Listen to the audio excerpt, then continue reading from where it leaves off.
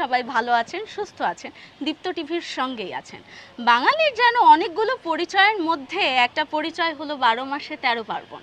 এই 12 মাসের 13 পার্বণে যদি কাচ্চি বিরিয়ানি না হয় তাহলে কিন্তু ব্যাপারটা ঠিক জমে ওঠে না। আর এই বিরিয়ানির উৎসবে আমরা আজকে চলে এসেছি বগুড়া জেলার শিববাটি এলাকায় জয়াদির চুলার পাড়ে। সেখানে আমরা দেখব আখনি পোলাও। প্রিয় দর্শক, সবাইকে স্বাগত জানাচ্ছি। আমি নূর এ জান্নাত চুলার পাড় অনুষ্ঠানের আজকের পর্বে। দিদি, কেমন আছেন আপনি? ভালো আছি, অনেক ভালো আছি। দর্শকদের উদ্দেশ্যে একটু বলে দেবেন যে আজকে আপনি কি রান্না করছেন? আমি আজকে আখনি পোলাও রান্না করতেছি। ওটা অনেকেই খানি পোলাও বলে, যার যার নামে অভ্যস্ত বলতে। আচ্ছা আচ্ছা, তাহলে আপু এবার রান্নাটা শুরু করে দেয়া যাক। অবশ্যই। আমরা দেখতেছি চুলায় ফুটছে পানি, এটার আসলে কারণটা কি?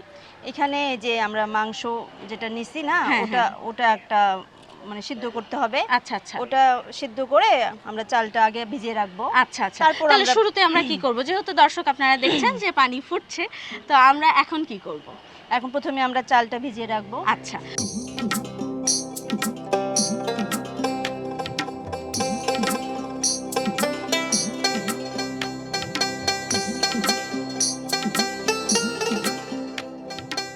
বলুন প্রথমে কি কাজ করতে হবে এখন? প্রথমে আমি এই যে একটা পুটলি বানায় নেব।